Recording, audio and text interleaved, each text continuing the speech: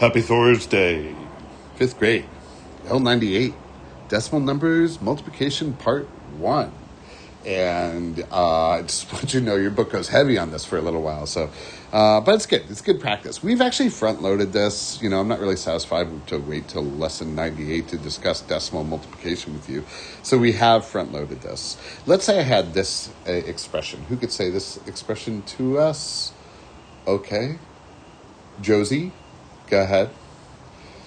1 and 2300 times 4 and 5/10.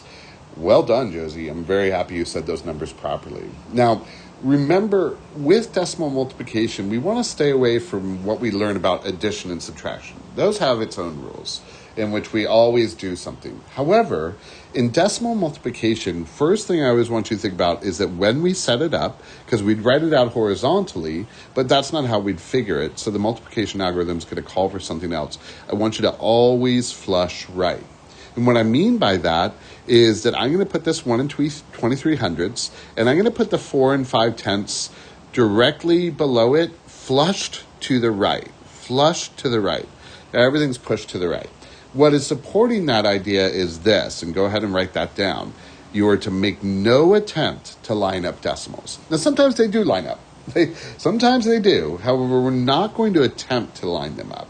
Notice here that when I set my multiplication algorithm up, I have my decimal here and my decimal here. And you might go, is that okay? Not only is it okay, it is what you're expected to do. Please don't ever do any tagging of zeros. That is an addition subtraction idea. We don't do it for multiplication. Now, the other thing to remember is that we're going to determine decimal placement at the end. After we've multiplied through, after we've done our addition, right?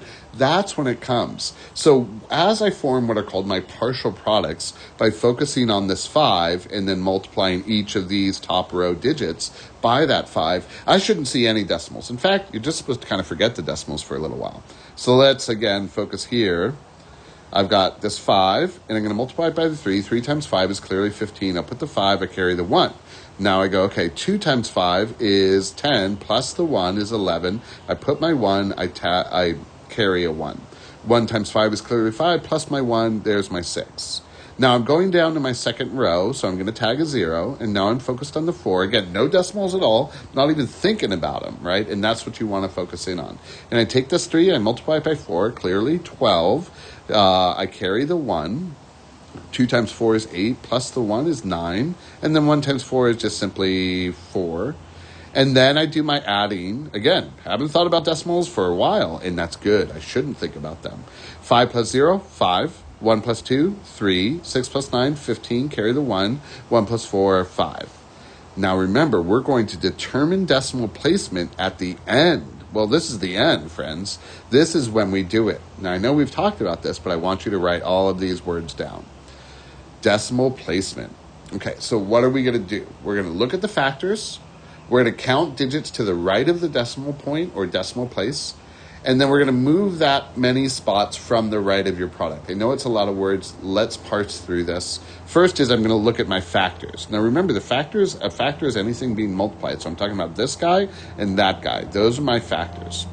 Then I count the digits that are to the right of the decimal point, right?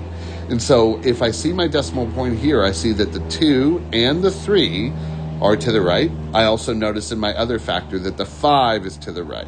So that is 1, 2, 3. So I count those. Then what do? I'm going to move that many spots from the right. The right. Now remember, this is the right of my product, and I'm going to move it. How many did we say? 1, 2, 3. 1, 2, 3. It did it quick. Sorry. It thought I did that all in one movement. But notice how I went 1, 2, 3. Then I would write down my answer, because I can't accept that bubbly answer. I'd write it down as 5 and 535 thousandths, and I'd box that up. Yeah, kind of cool. Hey, let's do a problem. There are about 39 and 37 hundredths inches in 1 meter. You probably know that from looking at your ruler. I know I thought about that when I was a kid, because I'd look and I'd say, okay, so a meter and an inch and all that kind of jazz. But so whatever. Here's the question. How many inches are in a half meter? So if there's 39 and 37 hundredths inches in 1 meter, what about a half meter? Well, a half meter is a fraction, looks like 1/2, but in decimal form, wouldn't it look like this? 0 and 5/10, 0.5 meters? It would. So what I can do is take my 39 and 37 hundredths, and I'm going to multiply it by my 0.5. But remember, we're going to flush right, making no attempt to line up those decimals, which I made no attempt, and they did not line up. Sometimes they will line up. That's totally okay. But I'm just not attempting. Remember, I'm not really thinking about decimals right now. I'm just focused on this 5. I'm going to multiply through. So 7 times 5 clearly is 35. We'll put the 5, carry the 3. 3 times 5, to be 15, plus the 3, so that's 18. I'll put the 8, I'll carry the 1. 9 times 5, we all know is 45, plus the 1 is 46. I'll carry the 4. And then 3 times 5 is 15, plus the 4 is 19. Now you might go, now we're going to multiply by the 0. I would say, why? Why would you do that? All you get is a bunch of zeros. In fact, now I think we're ready for decimal placement. So how do we deal with decimal placement? Look at the factors. Count the digits to the right of the decimal place. Move that many spots from the right of your product. Okay, let's look at my factors. I've got 39 3700. So this digit's to the right, that digit's to the right. And then I also have the 0 and 5/10, that digit's to the right. So that's 3, right? 1, 2, 3. So I'm going to move from here 3 times. This is going to bust it out real quick, but it would just look like 1, 2, 3 and pop right there, right? That's where my new decimal is. Now, remember, this is a word problem, so obviously I can't accept that answer because it's bubbly. So I'll represent that number at 19 and 685 thousandths. And then remember, I want to name this as how many inches. So 19 and 685 thousandths inches. And I get to box that up. So I want you to try this. And I think we've done a try this before. So what that means is you're going to pause me. And I want you to set it up the exact same way we talked about. Remember all the rules. All of these, right? That rule, and that rule on the left. And then remember your rule for decimal placement. And you're going to pause, and you're going to come back, and the revelation will begin. So pause me in 1, 2, 3.